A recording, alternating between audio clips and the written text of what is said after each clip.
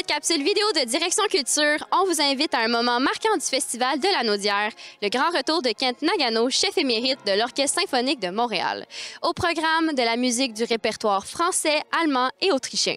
Mais au-delà des notes, le concert, c'est aussi une transmission d'un héritage d'un chef d'orchestre légendaire à une nouvelle génération de musiciens et surtout un public toujours au rendez-vous à l'amphithéâtre Fernand-Lindsay. Un mot pour souhaiter la bienvenue aux merveilleux musiciennes et musiciens de l'Orchestre symphonique de Montréal. Quand on les retrouve comme ça à la fin de l'été, c'est parce que le festival achève. Mais quel bonheur inouï de retrouver ce soir et demain Kent Nagano.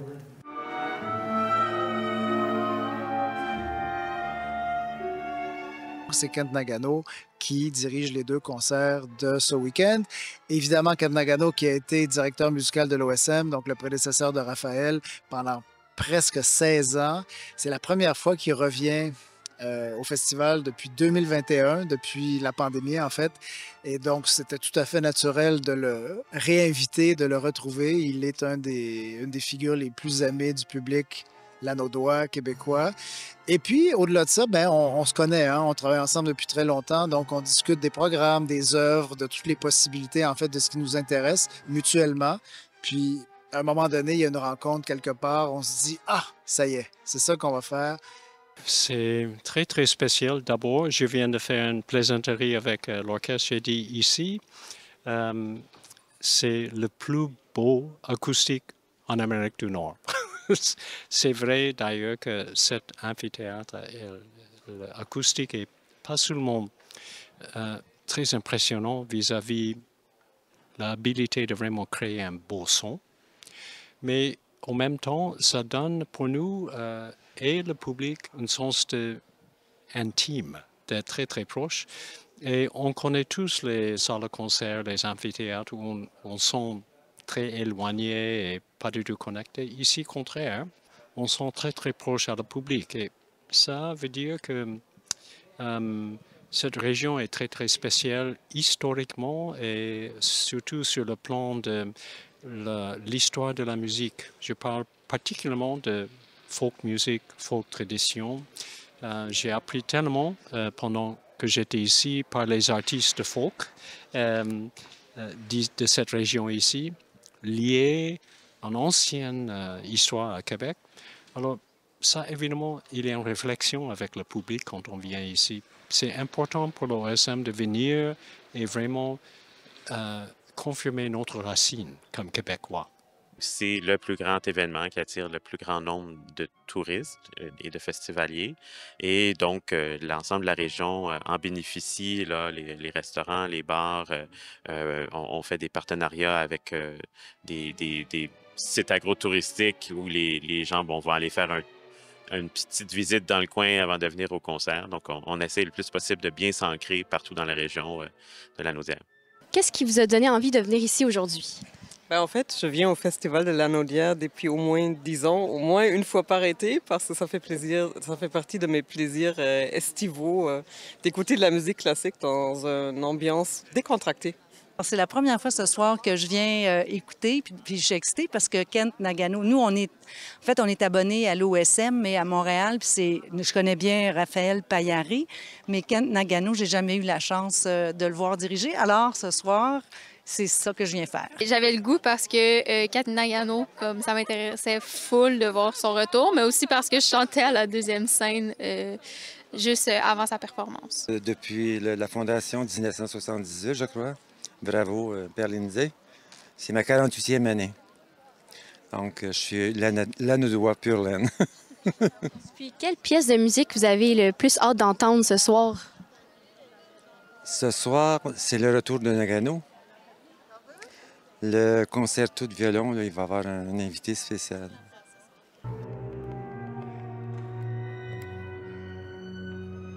Le défi principal, c'est de trouver toujours les bonnes constellations, les bonnes combinaisons, du bon répertoire avec les bons artistes, etc., etc.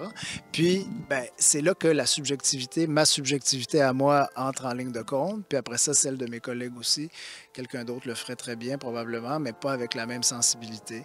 Donc, c'est un peu ça qui guide mon travail et ma réflexion. Le défi reste toujours de se renouveler. avec les mêmes ensembles qui viennent nous visiter, comme l'Orchestre métropolitain puis l'Orchestre symphonique de Montréal. Donc, d'arriver avec des idées nouvelles, des nouveaux solistes, puis de remplir la salle, parce que ça reste quand même, c'est un très grand amphithéâtre. Donc, ça, c'est mon défi à moi, de m'assurer que les gens soient ici.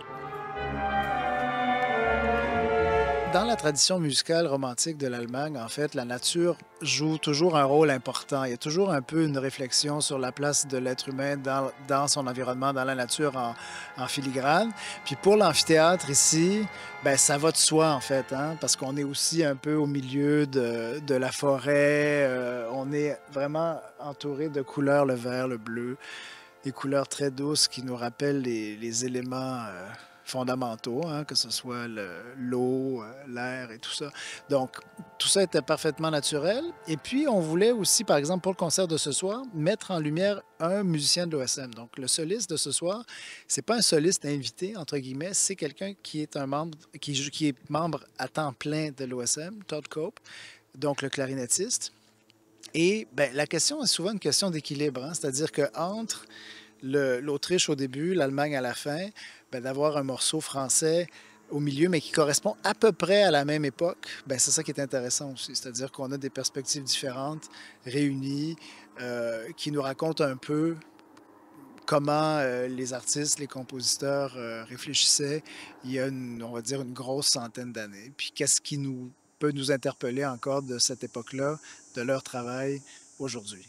On peut bien poser la question, qu'est-ce qu'Anton Webern a à voir avec Claude Debussy? Qu'est-ce que Claude Debussy a à voir avec Johannes Brahms? En fait, ils étaient des contemporains. Ils ont vécu en même temps. Et Debussy est allé visiter Brahms à Vienne pendant des années 80. Et ils ont eu la première rencontre. Et c'était clair que leur rencontre, ça laissait une impression sur Debussy et aussi sur Brahms. On pense toujours une idée de Brahms avec le barbe et au piano en train de fumer des cigares, très gros. Mais en fait, sa réputation dedans par les musiciens et aussi par le public est quelqu'un visionnaire. C'est lui qui a ouvert la porte vers l'impressionnisme 20e siècle avec ses idées dans le troisième, notamment troisième, quatrième symphonie. Alors, j'ai voulu souligner que, en fait, Paris et Vienne n'étaient pas aussi loin que ça à l'époque. J'ai pensé le festival est un croix où vient du monde partout, plusieurs nationalités, plusieurs traditions. J'ai pensé dans une sorte de miroir. C'est comme ça, l'Anaudière Festival. Donc, c'est un carrefour, c'est un lieu de rencontre pour les plus grands musiciens de la planète classique, entre guillemets. Puis c'est quelque chose d'absolument unique, unique au Canada, puis même d'assez rare en Amérique. Il y a toutes sortes d'aspects sur lesquels on travaille. Donc, il y a l'accessibilité du site par des navettes, des choses comme ça, mais il y a aussi l'accessibilité en termes de prix du billet. Donc, on a des billets sur la pelouse qui débutent à 25 $, des billets sous le toit qui commencent à 35 $.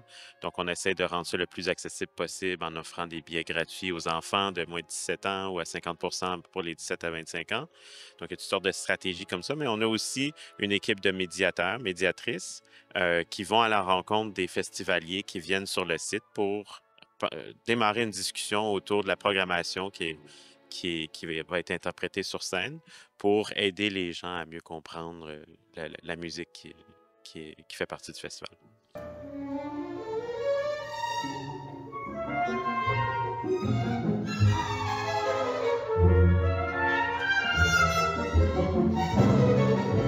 Musique classique et amour.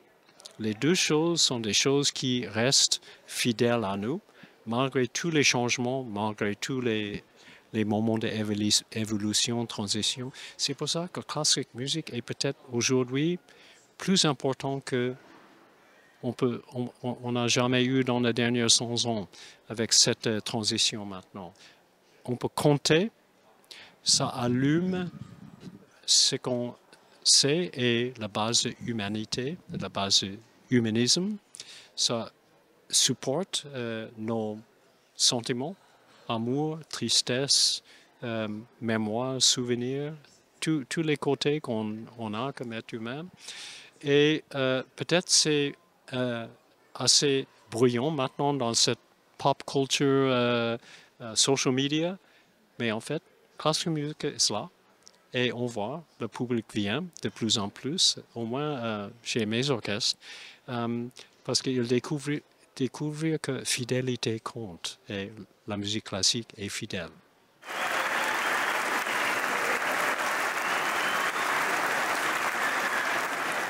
Un concert qui rappelle pourquoi la musique classique continue de fasciner, d'évoluer et de rassembler. Culture locale, artistes d'ici et événements d'envergure, c'est tout ça, Direction Culture. Merci d'avoir été là et à très bientôt!